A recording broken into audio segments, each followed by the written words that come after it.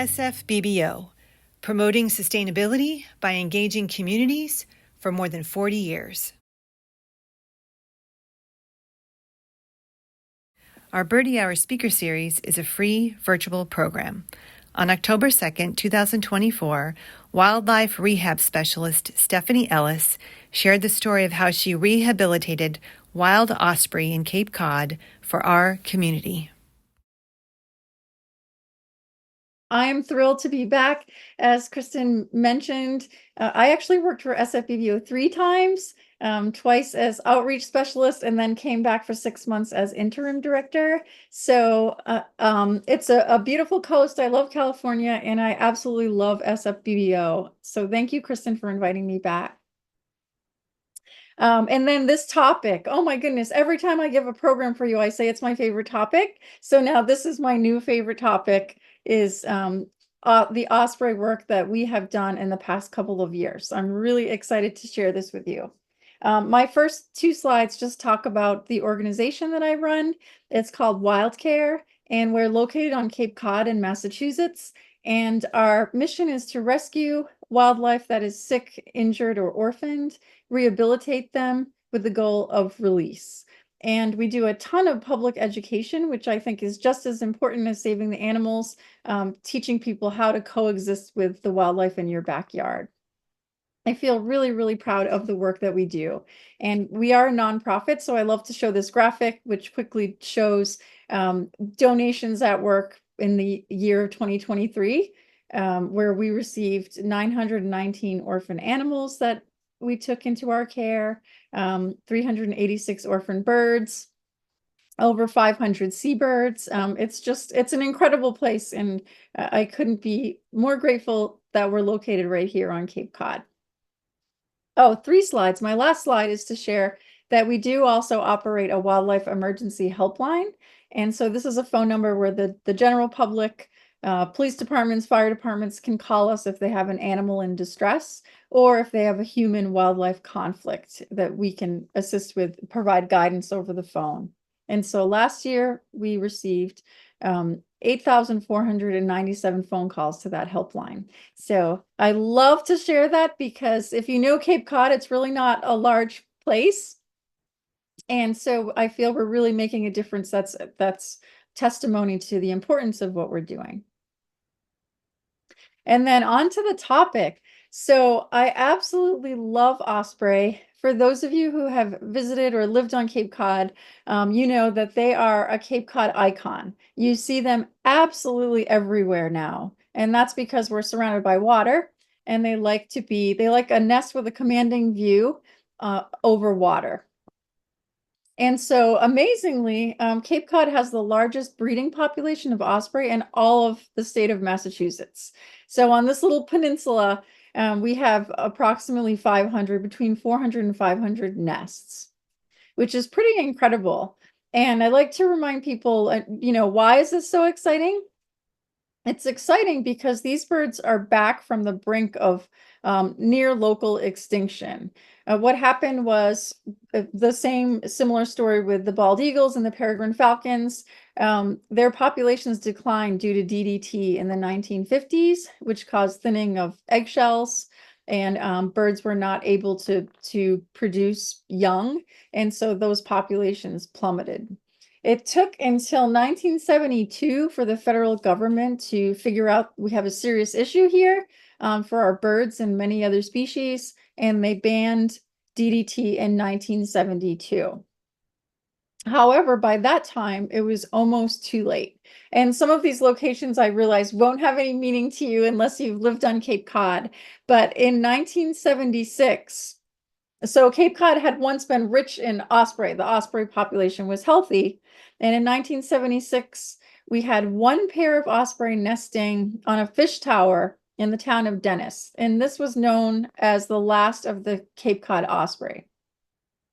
So what happened was our Massachusetts Audubon Society, they saw that these birds were not going to rebound on their own just from the banning of DDT. These birds needed some help. They needed to be encouraged to nest and bring osprey back to the Cape. So Mass Audubon began erecting these nest platforms, which I know you have some of these in different parts of California as well. Basically, it looks like a tripod with a nest platform on top. Sometimes there's a perch, as the one you see here in this photo. And I have plenty of pictures of them in my presentation. And so they started building these platforms, and all of a sudden Osprey began to return. And it's so fascinating because initially Osprey were very territorial. You know, they'd have to be miles from one another in terms of nesting. They couldn't see each other. And now when you're on Cape Cod, it's not uncommon to see 2 or 3 nests within one binocular view. So that territoriality has broken down, and I will explain why that is. So our population has rebounded. We're doing really well. And on Cape Cod, the problem that we have is we have very stunted tree growth here because of storms, climate. And so we really don't have suitable nesting trees, which is an osprey's natural habitat for building a nest. So what osprey have done here is they've gone to the next best thing, which is utility poles. So we have osprey nesting on utility poles everywhere. And while that might seem like a great option, it can lead to nest fires and widespread outages, and can become human safety concern. So it's a really good problem to have. So what we do out here is we encourage homeowners and businesses to establish those artificial platforms in suitable habitat, giving these birds a more natural area to nest. And I'll talk a little bit more about that. Okay, so let's just talk about development. So osprey, typically the incubation period, they lay 3 to 4 eggs, the female, and incubation is 34 to 43 days. These birds have asynchronous hatching, and you are all probably bird nerds, so you know, but asynchronous hatching means that the female begins incubating the eggs as soon as they're laid. So chicks will hatch at all different times. And for an osprey, they'll lay an egg every 1 to 3 days. So 4 eggs in a nest can be, up to 12 days apart in age from one another because they're all hatching at different times. And then you can see here chicks fed by the female. Food is brought by the male. And what happens is the female will tear apart little pieces of fish for the chicks and feed them. Once the chicks are old enough that they can tear fish apart with their own beaks, mom leaves. And she takes a little vacation, little siesta, and then heads south. And now it's on for the male, who has to bring the food and teach the young to hunt, which that's a controversy all on its own, because some people believe that the males do not teach them to hunt and that it's all intrinsic. I don't have the answer there, but we've seen some behavior that indicates that the male might in fact help teach the young birds how to hunt.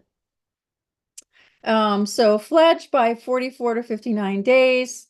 I listed everything here that I just mentioned. And then these birds migrate all the way to South America. And these young birds, they won't come back to their nesting site for 3 years. So it's 3 years for them to be sexually mature and ready to breed. I love this photo on the left. This was a photo we took of chicks in a nest last year. And I love it because you can see how this is a classic behavior for that age, where they hunker down and then the white stripe on their backs looks like sticks. So for an aerial predator, these birds would be very well camouflaged. It's also very beautiful. The colors are really, really incredible on these young birds. Okay, so to start my story, so the other dilemma we have is when osprey can't find suitable nesting trees or utility poles, they have taken to nesting on chimneys and boat docks and boat ramps. And some homeowners, they want the coastal view, but they don't want the wildlife that comes with it. So last year, USDA contacted me, and they had an osprey nest of 3 eggs that they removed from a chimney in one of our towns. And they asked me if I would take the eggs and incubate them, because otherwise USDA typically would destroy them, or they would place them into another nest, but not ever knowing the outcome. And it's important for you to know that for osprey in all of the United States, they're protected under federal law.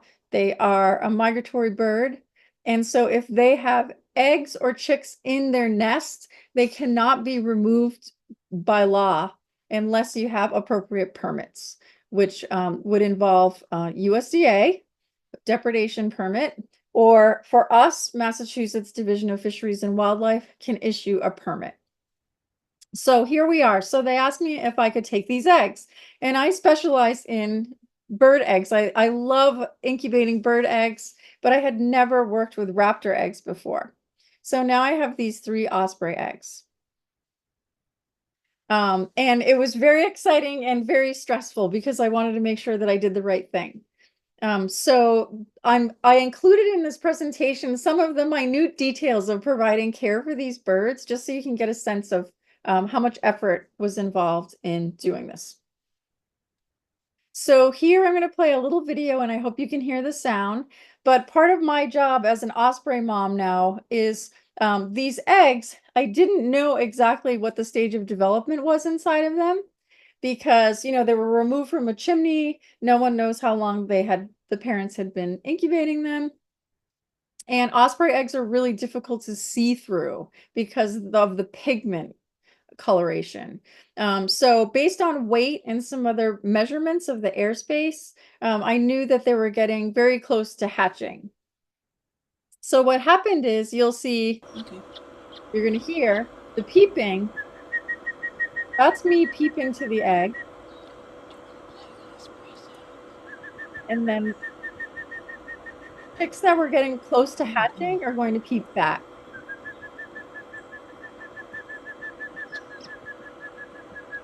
I hope you can hear that. I hope that comes across. So this first egg on the left, that bird had already, it was starred, had a little star on the egg, which tells me that it's gone through its internal pipping process and it's going through the process of starting to break the shell. The second one also had a little star. And so part of my job was to, every 2 hours, tap on the eggs. And this is what the female would do and encourage the chicks, time to hatch, time to come out. But that third egg, there was no activity in that egg for a few days. And again, remember asynchronous hatching. So I knew this first egg was more advanced, that would hatch first, then the second one, and then the third egg, I wasn't quite sure. And by the way, I have this incredible incubator that we have at Wildcare. It costs $400, and it's so worth it because it also turns the eggs. And it was beautiful in terms of managing the humidity and the temperature. And then this egg candler, I actually got one that cost almost $90. That's the most expensive flashlight ever made on the planet to look at eggs. Okay, so then that first egg hatched. And I have to tell you that there was a wonderful woman named Susie Kasielke. She is an egg expert in the United States. She worked for the Toledo Zoo and Los Angeles Zoo. She was on speed dial for me. I was like a new mother. So she was on speed dial. I was texting her about everything, humidity and respirations and being sanitary. And she really, really helped this entire process. So this chick hatched. Absolutely beautiful. Please note how lovely they are with, they already have the dark stripe on the face. And so this chick hatched, and I knew from Susie and also from the Raptor Center in the Carolinas and from the UK Raptor Center, I had all these guidelines. And so I knew that this chick should be able to lift up its head by its 6th hour. And so unfortunately, this chick was actually very, very small. I didn't know at the time because I didn't have experience. Very, very small and unthrifty. It had, it never was able to hold up its head. And it didn't peep with zest. And it was very tiny. And so unfortunately, that chick expired that evening. And if you can imagine, and those of you who know me, I was an absolute nervous wreck I mean, I thought, oh my God, I've been tasked with this. I have permission from all these authorities, and what have I done wrong?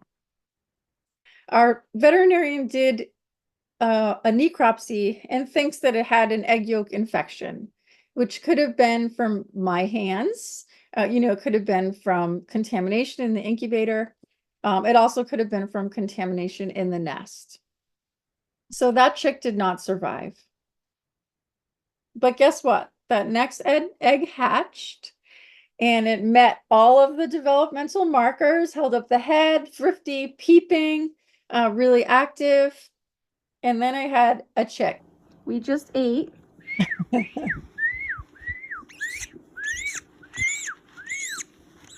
And so now I have to feed this thing. Good bird holding up your head. Amazing. And it does appear that I'm talking to the bird, and I really minimized contact. And these chicks only saw me when I was feeding, and I became more careful with wearing gloves, et cetera, throughout this process. But so this chick hatched, and then once it dried in the incubator, I moved it to an incubator, which is more like a brooder, no longer an egg incubator. And then I was able to give it its first feeding. And so you might be thinking it's an osprey, so I need to feed it fish. But actually, fish degrades very, very quickly. Like for humans, for example, we have no problem with fish, and fish is good for us because it's not the only thing that we're eating. But after 24 hours, if you're an osprey, that fish does not have proper nutrition. So what I had to feed the baby, excuse the gross photo, what I had to feed the baby was ground up rats, mice, and quail, including bones and added vitamins and minerals. And the fish that I fed was only fish that had been caught within 24 hours. So these birds were getting top nutrition. And I need to show you my little science project here because this all took place in my house under our federal permit with permission from Mass Wildlife. So this is my stove. And I did do this with gloved hands. And at each feeding, the chicks they needed to be fed a certain percentage, and you increase that over time. So every day I'm weighing out these little rat and mouse pieces, and I'm making sure that chicks were gaining weight. And we don't have to go into all the details, but I just want you to know that it was quite an effort to do this. And it was worth it. So here's another video. Here's the chick. I can't remember, but a couple of days old, already so much stronger. And I was feeding this chick and the chicks every 6 hours for a minimum of 3 feedings per day, and increasing their food intake from 3 to 10% of their body weight.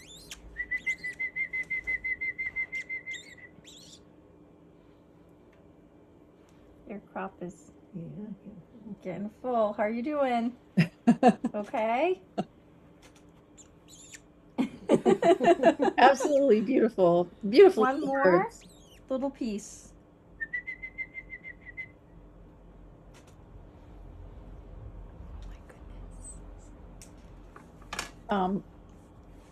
Yes, they eat a lot. So this is a photo of the chick.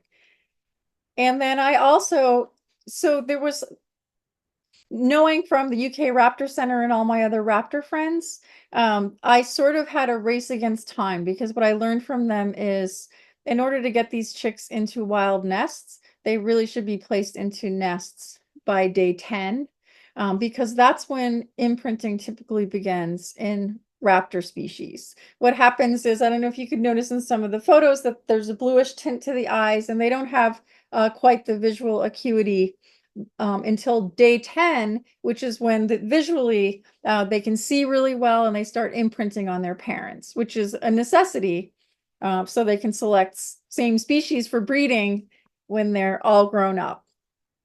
So when the chicks were in their incubator in between feedings, I didn't want them to see me. And so I had this little plushy osprey, which is the most ridiculous looking faux parent ever, but it worked. So at least they were staring at this bird that looks somewhat like an osprey. while in the incubator. And then that second egg had hatched. Oh, I'm sorry. Actually, this is the second egg. The first egg had hatched and that chick didn't survive. The second egg hatched, meaning that third egg that was a holdout. And that's because that egg was obviously laid last and probably 3 days apart. So it took a few extra days for that to hatch. So now I had two. And this is their crop filled with food, which I always had to be cautious of not overfeeding. And so here they are. Yeah, so the first egg, so they hatch 5, 6, 1, 2. The last egg hatched 2 days later. So you can see a little bit of the size difference here, with the younger one being on the bottom. So then there's two. So I was just getting the hang of things. I felt like they were growing, they were active, meeting developmental landmarks in just those few days. And I was like, I got this, I got this. And then USDA called me and said, we have another nest of 2 eggs. Can I bring them to you? And so I said, sure. So I had 2 more eggs right here. And this slide is here. It's a little bit out of order, but this slide is here because this was the third egg that hadn't hatched yet. And then I got the 2 new eggs. And I knew that the third egg, because it had started that external pipping process through the egg, I knew that that chick was nearing hatch. And what happens is the adults stop turning the eggs within 3 days of hatching to allow those chicks to get into a perfect hatching position. So I now have the dilemma where I have 1 incubator, I have 1 egg that no longer needs to turn, and 2 eggs that need to turn because I don't know their age yet. And so one of my staff had the brilliant idea of putting the egg into this small cup, which weighed it down enough that that egg no longer turned, and these eggs still did. We now have 2 $400 incubators so that we can do all of this at one time. So amazingly, despite all the asynchronous hatching I keep telling you about, these 2 new eggs from USDA, they hatched within 1 hour of each other, which was wonderful for me because I didn't have this waiting game, for 24 hours or several days. So I literally was there to witness the hatch. And I can tell you, it was so incredible to see. The chicks, when I tap on their shells and they respond with the peeping, I can also feel them bumping. They get into this hatching position where they're sort of tucked like this and they're kicking with their feet. And then what happens is they're making these small fractures inside of the middle of the egg. So when that chick comes out of the egg, it explodes. It was like pop, and this little baby rolls out and is rolling around. And this is in an incubator at 99 degrees. So he's nice and warm. Let him dry off. And then move to the brooder. That was an incredible thing for me to see. I feel like you almost never catch that. So look at these 2. So these are the 2 new ones on day 1, all dry, ready to roll. Also, I'm changing the nest at every feed. Everything has to be sanitary. It's so interesting that in this kind of setting where everything needs to be sanitary, yet if you were to climb into an osprey nest, there's fish guts everywhere, they're pooping on each other, but in a different setting, you introduce them to microbes that they might not be exposed to. So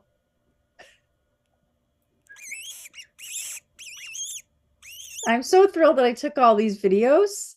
Oh, I really am. I'm glad I had the retrospect. So I also now, they're getting older, they're growing, everything's normal, and there were some behavioral landmarks. And I got to witness normal behaviors. So these are the chicks, obviously bigger, getting older. These are the first 2 chicks. And I got to witness aggression between the chicks. Also notice that they're hawk walking, and that is normal. Up until several weeks of age, they're sort of doing this. But chicks in an osprey nest, they will commit fratricide, which is the killing of a sibling. And they are quite aggressive towards one another. And part of it is that asynchronous hatching where you're always going to have chicks that are younger and older. And on a good year with a lot of food and great parents, it still may happen that, a fratricide may occur. I think one of them grabs the other one's beak. That's it. Oh yeah, right there. So an example of them starting to be aggressive, which sometimes was hard for me to watch, but I also knew that it was normal and something that I can't interfere with. Okay, so here's all the kids in there. Now they're in a huge incubator that we have that I had at my house. The older ones are on the right, the newer ones are on the left, and the plushy parent is in the back. This worked out really well. Okay, so they're all doing well. And the next thing that was on my mind was, so Massachusetts Division of Fisheries and Wildlife gave me permission to incubate the eggs, hatch the chicks, and place the chicks into wild foster nests. And so those of you who know osprey know that this is no small task because you can't see into osprey nests. They're usually 20, 30 feet or more in the air. And so what we needed to do was use word of mouth and also drones. And so we used drone safe guidelines for working with osprey nests. All the nests we droned, we made sure that the female didn't even look up at the drone. For example, here, I don't know if you can see the female, 2 chicks, and an unhatched egg. And so here's the other dilemma. When I get these drone images, it's really hard still to do a size comparison. So here's an example. There's an osprey nest at a go-kart. We have like a children's or family go-kart track here on Cape Cod. And to me, it's the most ridiculous place that osprey could ever nest. There's a nest in the middle of the track. So they're watching go-karts go around all day and night until 10 p.m. with stadium lighting. But for some reason, this female, she has come back over 6 years in a row to nest there. And so we thought it's accessible. The fire department can help us get to that nest. And so I was trying to match up, do my chicks match the same size relative to this egg that's in the nest? Will they be a good match? Here's another close-up. Notice again, the female isn't even looking up. We were incredibly careful. And the next time I do this, I want a drone with a zoom because we can get better quality images without disturbing any of the birds. So this looked like it was going to be a big match, a good match. Obviously, these chicks were a little older. Oops. So obviously, just a quick note about droning. Obviously, we did this in accordance with state and government regulations. I let Mass Division of Fisheries and Wildlife know we were doing it. If we were going to be on private property, we would have permission. And really, this is the best way to do it, unless you have homeowners who have platforms at their house where they can see down into the nest and they're able to see activity. Here's the nest in the middle of the go-kart track. And I want you to know, we were droning other nests, and this just appeared to be a good match. The other thing I did was on another part of Cape Cod in a town called Falmouth, we have this amazing human, Kevin Friel. He runs the Osprey Project. And what he does is he establishes these nest platforms and encourages homeowners to erect these platforms on their property, discouraging birds from power lines and chimneys, etc. So he has access and knows of, all of these hundreds of nests. So I asked him if he had any suitable chicks that would be similar in age to my chicks. And he took me, it was actually a very memorable day because we climbed into 7 of his nests that were on platforms that he built. And he was thrilled because he never gets to see into those nests either. Typically, you only see osprey chicks when they're old enough that they're, you see their heads maybe hanging over or see them sitting up. But by then they're more feathered. They look like little dinosaurs. So he was thrilled to see the productivity in his nests. And I felt like Goldilocks because it was like, these are too small, or these are too old, or these are too many. So this nest would have been perfect, except they already had 4. And these in the middle obviously are way too old. These 3 would have been perfect. Excuse me. But we didn't want to overtax the female by giving her 2. All these ethical dilemmas. I'm already playing an Osprey god, but I just wanted to do what would be best chance of survival for the parents and their native chicks and my chicks. It didn't work out that day. We didn't find a suitable nest, but I learned a lot. So time was ticking. And here's a list here of all my developmental landmarks that we were meeting. And by the way, that hawk walking I was mentioning, they don't start truly standing and on their feet until weeks 4 to 6. So I never get to see that because they were only with me for a short period of time. What we ultimately decided was to go ahead with that Bud's Go-Kart nest. The place is called Bud's Go-Karts. And this was the big day. I had the newspaper there, the fire department. These are my chicks. Chinese food takeout bowls are really fabulous for osprey as nests because you can recycle them or throw them away, and it makes a nice nest bowl. And I was a nervous wreck. Forgive me, but I needed like a drink and a smoke or something to settle myself down because I was so concerned. What if it's not a good fit? What if I've wasted everyone's time? I've wasted the media's time, the fire department. But here we go.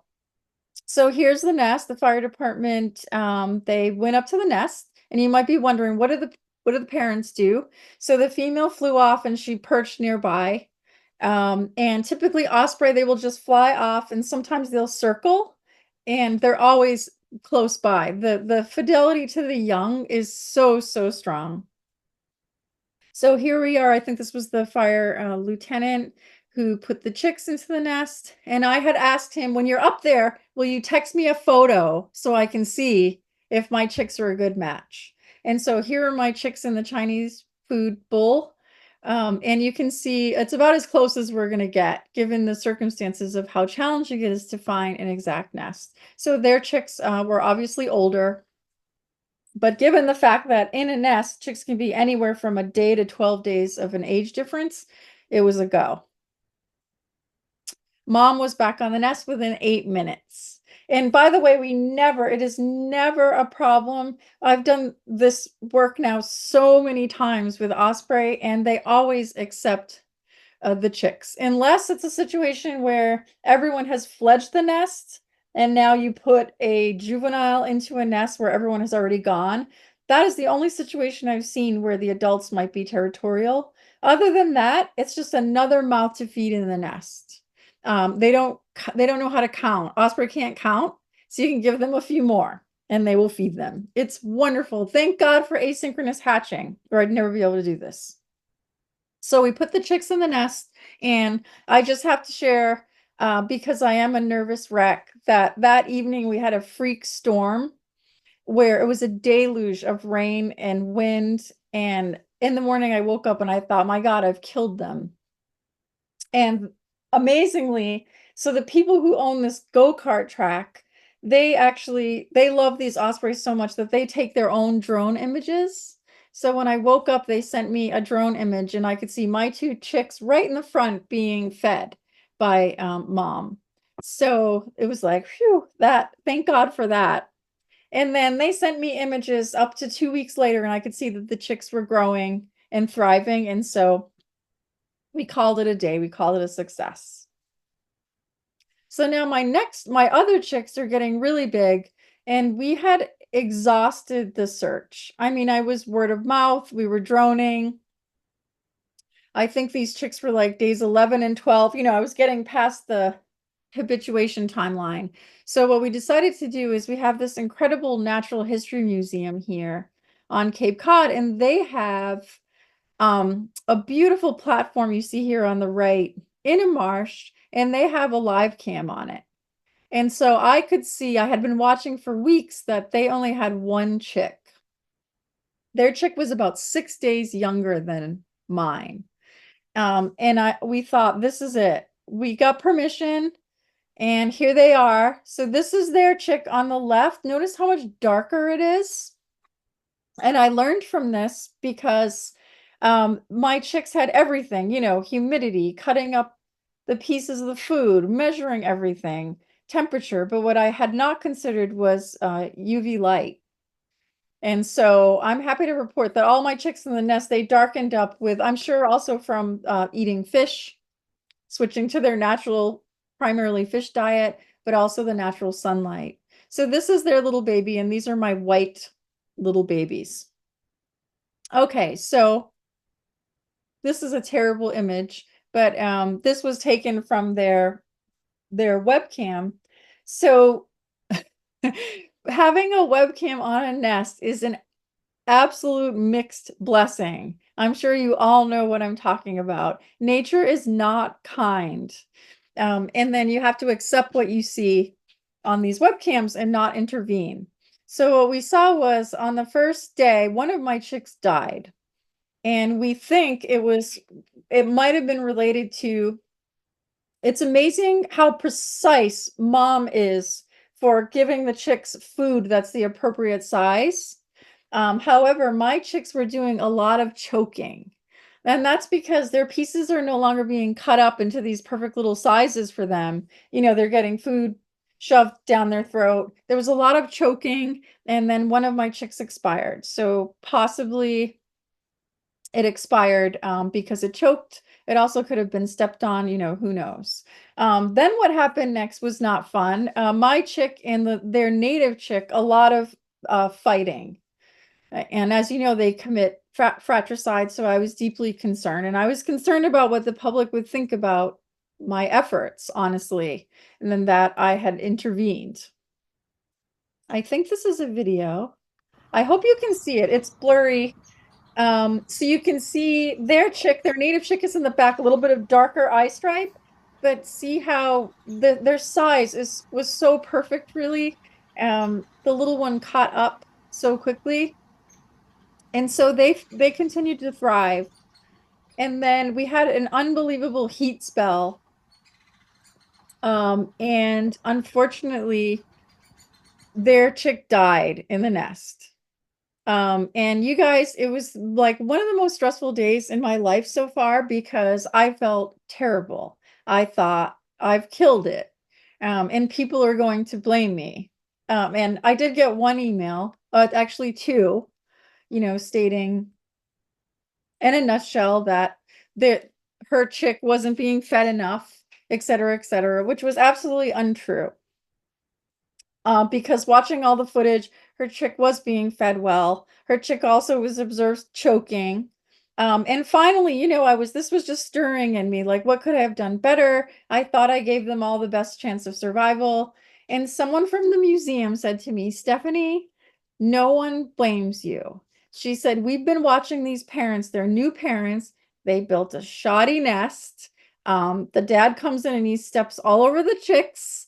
And honestly, if you hadn't put your chicks in the nest, perhaps we'd have none. And finally, it was just like, I went back to why I'm doing this work is because we're just trying to give everything the best possible second chance that there is. So I was thrilled when, I think they had nicknamed their baby like Sea Scout or something. They were doing really, really well. But I was thrilled. This is my baby growing up in the nest. Looks like an osprey now, right? And I was absolutely thrilled when the museum posted this. It was the first day it fledged. And so this camera was a mixed blessing, but I learned so much. I learned that you can raise these osprey chicks and have them developmentally be normal, and stand normally and behave normally and fly normally and leave at appropriate times. I also learned that when you watch the females in a nest, I couldn't believe how delicate, how precise the female is with the chicks. You know, these are they're little soft, squishy babies that could be killed very easily, especially by talons. And the female, every time she approached the nest or moved, she would knuckle walk, curl the talons up, and go around the chicks like this, to prevent them from being crushed or taloned. And then when the dad would come in, forgive me, but he would just like bomb through. Sometimes he would drop sticks on top of the chicks. He would step on them. My mother was watching this webcam like it was General Hospital. And she called me one day and was like, "Oh my God, the dad just came in and he stepped on his own chick. He was like a pancake." The chick was like a pancake and he didn't move, but then he rallied. And so I also learned, they're resilient and this is what happens and we can't intervene. So I learned a lot. And so I have a few more slides to show you what I've done this year. This year I did it a little differently. But what have I learned? I learned that public live viewing is painful. Nature's not always kind, but webcams really do teach us a lot. They're so critically important. I also learned let's feed larger pieces of food and not cut them into perfect pieces. The UV light was important, and we need a drone with a zoom. Osprey parents are the bomb. They do the most incredible job, better than we could ever do, and that I would do this over again in a heartbeat. And I'm glad I said that last year because I did do it again this year. These were my chicks. So I'm getting creative. So I now have paper towels taped to the side of the incubator because there's only so much shit you can clean up every day. And then this is my humidity container that no one can drown in. Look at this. I'm channeling my best Jennifer. Osprey chicks, they get to a point where they projectile poop. And if you can imagine 4 in an incubator, I'd have to disinfect it. I'd spend the whole day disinfecting it. So paper towels in the incubator and then disinfection just a few times a day. That was brilliant. I was really, really, really proud of myself. Okay, so this year, a little different and some wonderful success stories. So I want you to know we work with our utility company here is called Eversource, and we work with them. We're on a team with them where we look at problem nests, meaning nests that are potentially will cause fire or outages or electrocution of the birds. And we try to work with them to mitigate these issues, like have them place deterrents. In some cases, the utility company will set up alternative platforms. Anyway, Eversource this year, they really, really relied on us for help with problem nests. For example, nests that caught fire, and now those chicks are homeless. And so I'll just tell a few stories to wrap this up. But so this chick on the left, his mom and dad have been nesting on a utility pole for the last 5 years. We got a call that there was a storm, the nest fell down, the chicks were on the ground. My staff retrieved them. One of them was gravely injured. We had to humanely euthanize it. The other one was in great shape. But I can't, I'm not going to ask the utility company to reestablish that nest on a utility pole. So the next best thing is for me to get it into another nest. And so Eversource actually helps me. I say, here's what this chick looks like. Do you have any other nests that you're working with? Any utility poles, etc., that we can get this chick into? So I'm happy to tell you that in just a few days, this chick was placed into this nest, a beautiful match, right near Wildcare, for the adults to take care of it. And this is the utility company helping me get those birds in. And they love this because imagine being a utility company, most people dislike you. They just want their power on. So to have this good PR and also for these linemen who work their tail off to be able to participate in these things that feel really good means a lot to them. So I've loved working with them. So this year USDA contacted me, of course, with nests that they removed from chimneys and docks. And I'm not gonna lie, I was a little concerned because if you haven't noticed, this is all a lot of work. And I would like to reserve our resources for animals that really need help. So to me, instead of moving nests because a homeowner doesn't want them there, next year I want to work on homeowner and property manager education so that people, check those properties and discourage these birds. They come back around St. Patrick's Day every year, like clockwork. And so once they start building, that's the time to discourage them. And a few $1,000s for deterrence and setting up a platform in your yard, that is going to solve your problem long term, because Osprey will use the same nest every single year forever, and they're long-lived birds. So I was a little worried when they gave me eggs this year. I thought, I don't want to become a what's the word, like a repository for these eggs. It's like, it's like tearing a band-aid off. It's not solving anything. So I worked with Eversource, and what I decided to do this year is find nests that I could put these eggs into. So really exciting. This nest right here, this female had nested on 2 utility poles, and her nest was removed twice by Eversource because it was fire hazard. She then nested on this utility pole. This was her 3rd nest, but because it was so late in the season, by behavior, we knew she had only laid 1 egg. And at that point in the season, it's not going to be viable. It was just too far in the season for the length of development needed to fledge those chicks. So to me, this is a perfect example of a nest to put eggs into. So I put 3 eggs into that nest with the help of Eversource.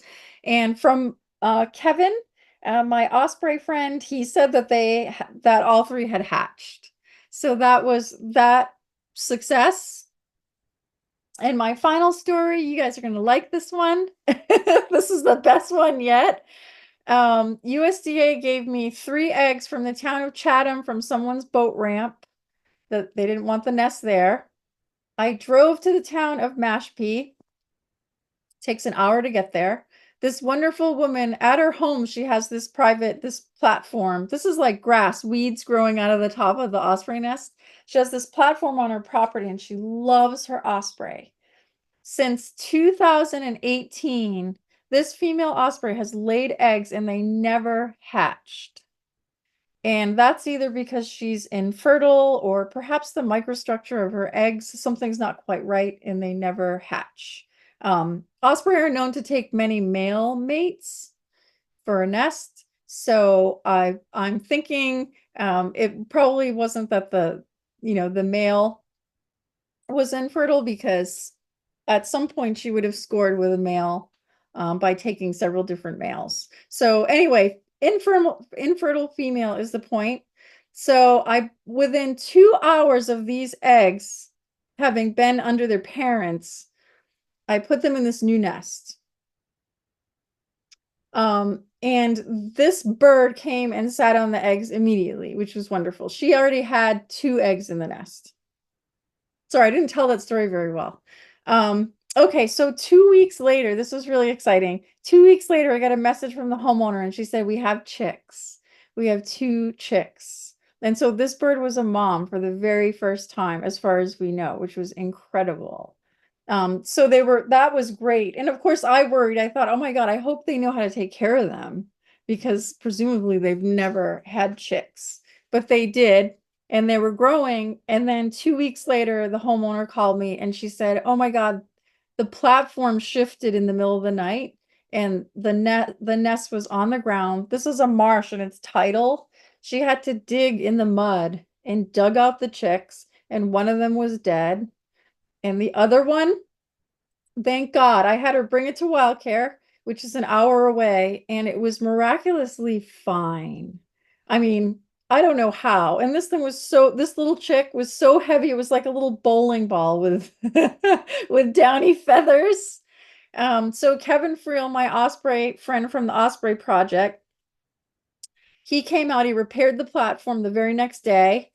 I drove the chick back out to the platform. This is an hour away. This is the chick, the little bowling ball starting to look like a dinosaur. And Kevin, he's incredible. He rebuilt the nest, but he said, I'm a little worried because there are some holes in it, and possibly the baby could fall through. So I spent 20 minutes with the homeowner. I put sod into the nest and I basically I built the osprey nest. That was an incredible experience. And then I put our little bowling ball baby into it. And here he is. Oh my goodness. I'm not supposed to be anthropomorphic, but could he be any cuter? And he looks like a dinosaur. So this was not without stress because the osprey parents were there. When I put the sod into the nest, they had just left. So I was like, oh, I'm gonna put this chick in the nest. They're gonna be right back. Well, guess what? I put the chick in the nest and they didn't come back. Oh my goodness. And it was getting dark and the tide was coming in. I mean, I saw this was like Netflix documentary all over it. So dramatic. And then I had to make the decision. This bird can thermoregulate and it's almost dark. I need to leave him there and wait for the parents to come in the morning. So I was a nervous wreck. He was alive in the morning. The parents hadn't come. We decided we would go and feed this chick, drive an hour every few hours. And thank God, everyone, at 12:30 p.m., the parents came and fed this baby. Thank God. I was an absolute nervous wreck. And then this is the baby in the nest with one of the parents on the perch. And this chick successfully fledged the nest just a few weeks ago. So to me, this was in the newspaper. It was like infertile Osprey gets to be a mom for the first time. And these chicks from a Chatham is a lovely coastal town here. These chicks from eggs from a boat ramp got to live their life with a new mom. Unfortunately, that one died, but I'm glad we were able to save one. That was a long story. Anyway, this is just my thank you list because it takes a village. And I hope that you all learned something there. And I hope you all appreciate Osprey even more for the incredibly resilient, amazing creatures that they are. Love working with them. Stephanie, that was a really wonderful story, or several stories.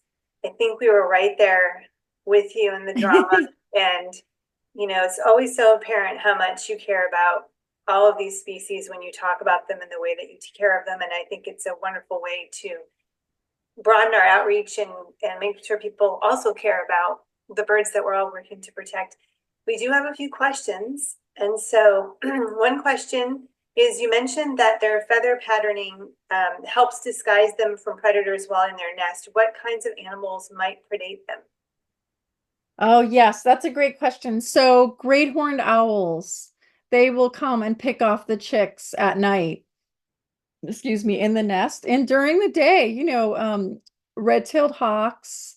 The good thing is there's always, while they're being brooded, that's mostly mom and she's almost always there.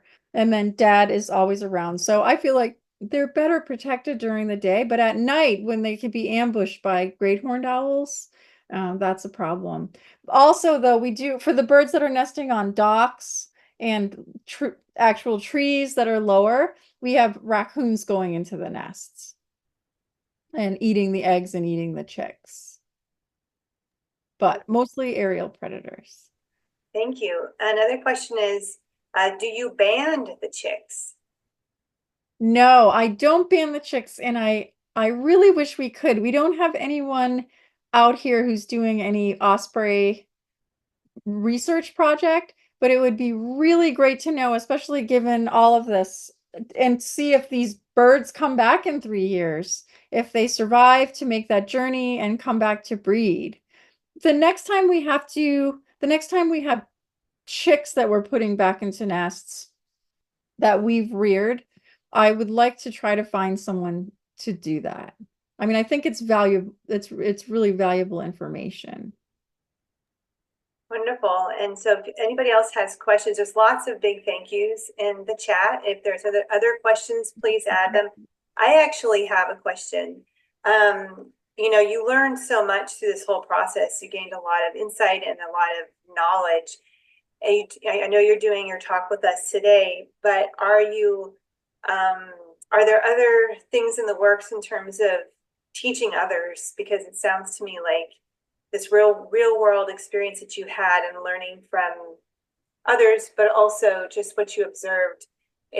How are you passing that on, I guess?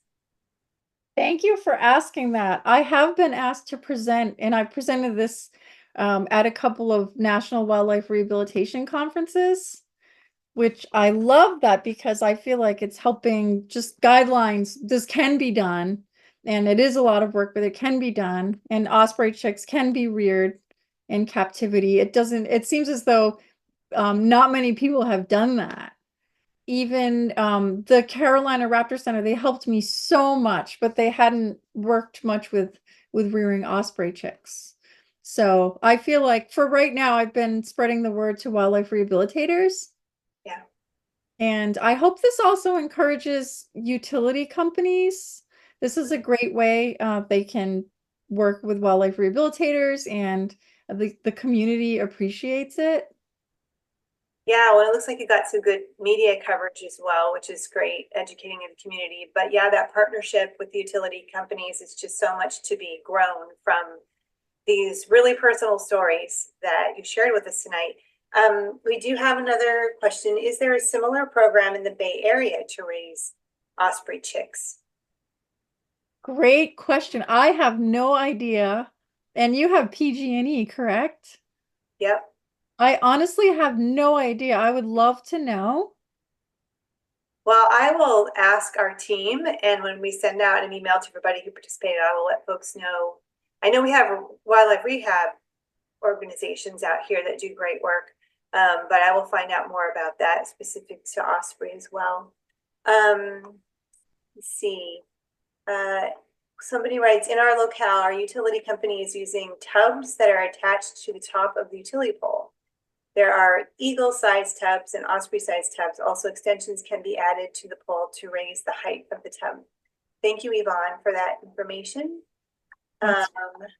Just everybody, just lots and lots of thank yous, and what a beautiful story. You are a great storyteller, and I think we were all captivated by these birds and learned a lot. And it was clear as you were telling the story that there was information that you gained that I think a lot of people who work with birds don't know, that it can be passed on and we can be better, all of us, at helping birds. And on that point, with your years of experience and your depth of knowledge, what kind of advice do you give to the rest of us who are maybe not doing hands-on rehab, but how can we help the birds that we fall in love with?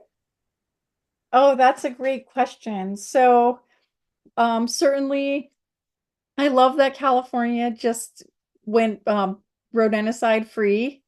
I believe completely, right? Anticoagulant rodenticides. I think I just saw that Governor Newsom signed off on that, and I'm thrilled. I wish the rest of the country would, but certainly for deterring rats and mice, using humane alternatives that aren't going to cause secondary poisoning to our birds or other wildlife. Also, I'm a huge advocate of, lights out, and make sure that birds that are migrating have a safe pathway. And so protecting your windows from bird strikes, I think that's really important. Also, keeping cats indoors. It's safer for the cats and safer for wildlife. I mean, those are three simple things that we can do. No pesticides on our lawns, seeking organic alternatives. I think those are some good ones.